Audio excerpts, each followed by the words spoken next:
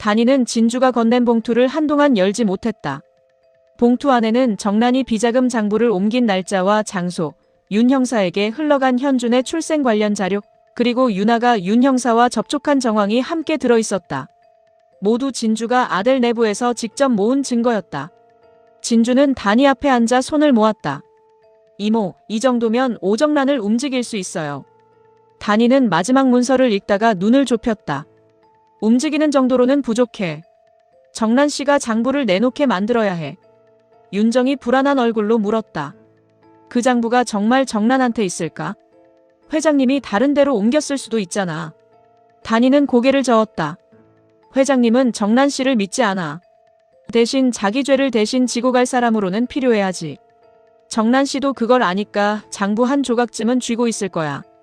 그래야 버려지지 않으니까. 진주는 현준의 친자 확인서 사본을 바라봤다. 그럼 이걸 이용할 거예요. 단이의 표정이 굳었다. 진주야. 공개하겠다는 게 아니에요.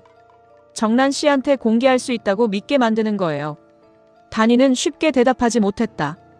현준의 출생은 정란의 가장 큰 약점이면서 현준에게는 평생 지워지지 않을 상처였다. 복수를 위해 그 상처를 다시 꺼내는 순간 자신들도 태우와 정란이 했던 방식과 다르지 않게 될 수 있었다. 진주는 단이의 마음을 읽은 듯 말했다. 현준 씨를 해치고 싶은 건 아니에요. 그래도 그 사람 비밀을 칼처럼 들면 다칠 수밖에 없어. 알아요. 진주는 시선을 내렸다. 그래서 더 늦기 전에 장부를 찾아야 해요. 윤 형사가 먼저 터뜨리면 제가 막을 수 없어요. 단이는 봉투를 닫았다. 그녀가 천천히 일어나자 손목에 붉은 팔찌가 움직였다. 정란 씨는 내가 압박할게. 넌 윤 형사를 맡아. 진주가 고개를 들었다. 이모 혼자 괜찮겠어요. 단이는 차갑게 웃었다. 정란 씨는 나를 가장 미워하지만 동시에 가장 무서워해. 그 두 감정이 겹치면 반드시 실수해. 아델바이오 사장실에서 정란은 비서가 가져온 결제 서류를 제대로 읽지 못하고 있었다. 윤아가 벌인 일 때문에 윤 형사가 현준의 출생 자료와 아델, 비자금 자료 일부를 함께 쥐게 됐다는 보고가 들어온 뒤였다. 문이 열리고 윤아가 들어왔다. 정란은 자리에서 일어나 윤아에게 다가갔다. 최윤아, 너. 그녀의 손이 올라갔다. 윤아는 날아오는 손목을 붙잡았다. 왜 나한테 화풀이해요? 정란은 손을 뿌리치려 했지만 윤아도 놓지 않았다. 너 때문에 일이 꼬였으니까. 내가 벌인 일 내가 해결해. 어떻게든 돈을 만들어서 윤 차장 입을 막아. 윤아의 얼굴이 일그러졌다. 제가 무슨 돈이 있어요. 10억 소송까지 걸려 있는데. 그건 내 사정이고. 사모님이 저한테 현준 씨 자료를 쓰라고 했잖아요. 정란의 눈빛이 날카로워졌다. 내가 경찰한테 넘기랬어. 내가 겁도 없이 윤 형사까지 끌어들였잖아. 윤아는 정란의 손목을 놓았다. 저도 살려고 한 거예요. 민준 씨는 저를 감옥에 넣으려고 하고 진주는 회사에서 저를 쫓아내려 하고 직원들은 국민 표절녀라고 비웃어요. 사모님도 절 이용만 하시잖아요. 정란은 차갑게 말했다. 이용당하기 싫으면 이용할 만한 가치부터 보여. 윤아의 눈가가 붉어졌다. 제가 윤 형사 입 막으면 손해배상 소송 없애줄 수 있어요. 박태우 회장님이 마음만 먹으면 가능해. 회장님이 저를 왜 도와줘요? 정란은 윤아에게 가까이 다가갔다. 내가 현준이 옆에 서면 돼. 윤아의 눈빛이 움직였다. 정란은 낮게 말했다. 현준이가 널 선택하면 넌 아델과 사람이 돼. 민준이도 함부로 못 건드려. 진주도 내 앞에서 마음대로 못 움직이고. 윤아는 잠시 망설였다. 현준 씨가 저를 싫어해요. 사랑받으려고 하지 마. 필요해지면 돼. 그 말은 윤아의 가장 깊은 욕망을 정확히 건드렸다. 사랑은 얻지 못했지만 필요는 만들 수 있었다.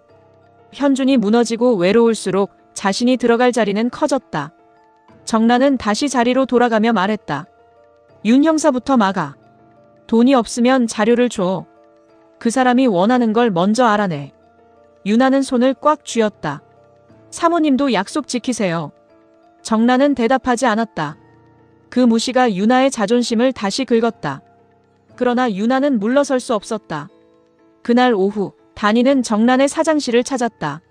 정란은 일부러 결제 서류를 넘기며 단이를 기다리게 했다. 쫓겨난 사람이 사장실까지 무슨 일이야? 단이는 정남 맞은편에 앉지 않았다. 책상 위에 얇은 파일 하나를 내려놓았다. 주주총회 전까지 비자금 장부를 가져오지 않으면 현준이 비밀을 공개할 거야. 잘 생각해. 정란의 손이 멈췄다. 내가 감히 현준이를 건드려. 당신이 먼저 현준 씨를 방패로 세웠잖아. 정란은 자리에서 일어섰다. 그 아이는 내 아들이야. 그래서 평생 거짓말 속에 가뒀어. 정란의 입술이 떨렸다. 너는 그 애한테 아무것도 아니야. 단이는 차분하게 말했다. 맞아. 그래서 난 현준 씨한테 죄가 없어. 하지만 당신은 달라. 당신이 끝까지 숨기면 현준 씨는 자기 인생이 왜 조작됐는지 세상 앞에서 알게 될 거야. 정란이 파일을 펼쳤다. 안에는 현준과 송근태의 친자 확인 결과, 출생 등록, 정정 신청서, 태호 회장의 서명이 포함된 보호자 합의 문서 사본이 들어있었다. 정란의 얼굴에서 핏기가 사라졌다.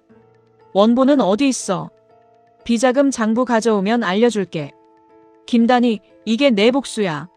죄 없는 현준이까지 끌어들이는 게. 단이의 눈빛도 흔들렸다.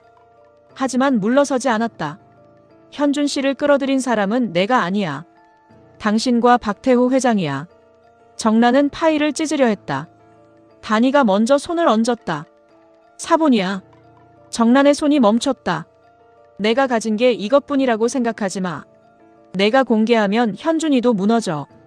그래서 당신한테 기회를 주는 거야. 장부를 넘기고 끝내. 정란은 단이를 노려봤다.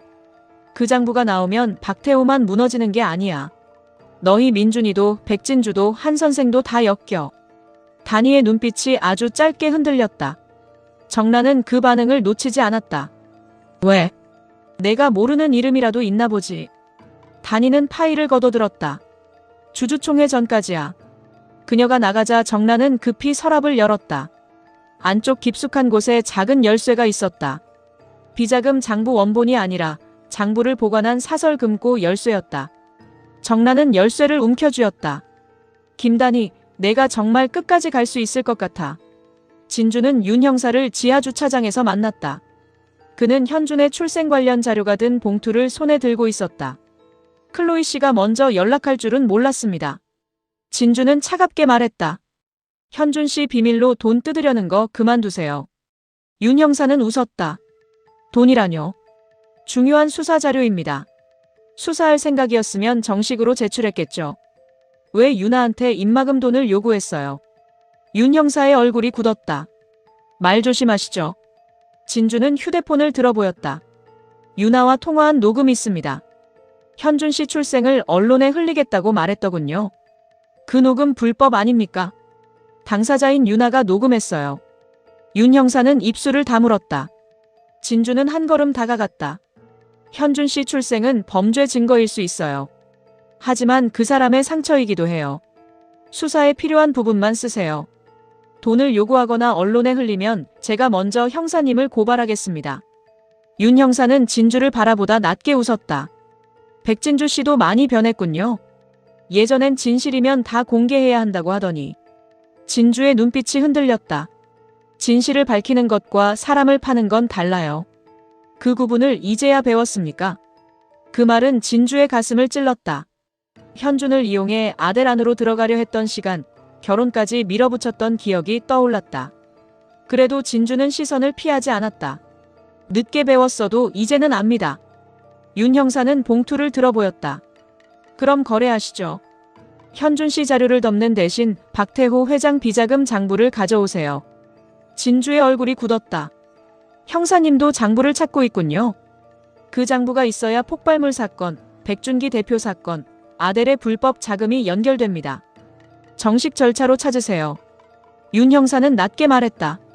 정식 절차를 밟는 동안 장부는 사라집니다. 진주는 그를 오래 바라봤다. 그래서 현준 씨 비밀을 미끼로 쓴 겁니까? 수사에는 방법이 필요합니다. 진주는 단호하게 대답했다. 그 방법 때문에 또 다른 피해자가 생기면 형사님도 박태호 회장과 다르지 않아요. 윤 형사의 표정이 굳었다. 내일 자정까지입니다. 장부가 안 오면 자료는 제 손을 떠납니다. 진주는 그를 노려봤다. 그 전에 형사님이 수사받게 될 겁니다. 두 사람은 서로 물러서지 않았다. 태호 회장은 한 선생의 이화채를 찾았다. 옥집사도 함께 불려나와 있었다. 한 선생은 차를 내놓았지만 태호는 손도 대지 않았다. 너희 둘도. 한 선생이 눈을 들었다. 태호는 옥집사까지 번갈아 보며 목소리를 높였다. 김단희와 백진주도 마찬가지야. 그 누구도 나한테서 아델 그룹을 빼앗아 갈 수 없어. 한 선생은 담담하게 말했다. 회장님께서 아직도 아델이 본인 것이라고 생각하십니까? 내가 만들었다. 빼앗아 만든 것이지요. 태호의 얼굴이 굳었다. 옥집사가 조용히 말했다. 회장님, 장부가 나오면 아델을 지킬 수 없습니다. 태호는 그녀를 노려봤다. 내가 박윤이라는 이름으로 그 장부를 옮긴 걸 내가 모를 줄 알아. 옥집사의 눈빛이 흔들렸다. 한 선생이 태호 앞을 막듯 말했다. 그 장부를 만든 사람은 회장님입니다. 그래서 내가 없앨 거다. 이미 늦었습니다. 태호는 한 선생을 바라봤다. 내가 김단희를 회장 자리에 올리려고 한 것도 알고 있어. 백진주한테 지분을 넘긴 것도. 한 선생은 조금도 놀라지 않았다. 그 지분은 원래 김명희 씨 몫입니다. 태호의 손이 떨렸다. 명희는 죽었어. 죽은 사람의 권리까지 회장님 것이 되는 건 아닙니다. 태호는 분노를 억누르지 못했다. 내가 아델을 놓으면 전부 무너져. 옥집사가 낮게 말했다. 이미 무너지고 있습니다. 회장님만 인정하지 않는 겁니다. 태호는 두 사람을 향해 손가락을 세웠다. 장부 위치를 말해. 한 선생은 대답하지 않았다. 말하지 않으면 너희가 지키려는 사람부터 무너뜨릴 거다. 옥집사의 얼굴이 굳었다. 태호는 차갑게 말했다.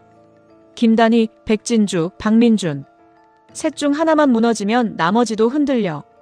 한 선생은 처음으로 목소리를 높였다. 끝까지 사람을 인질로 삼으실 겁니까? 태호는 돌아섰다. 내 것을 지키는데 방법을 가릴 이유가 없어.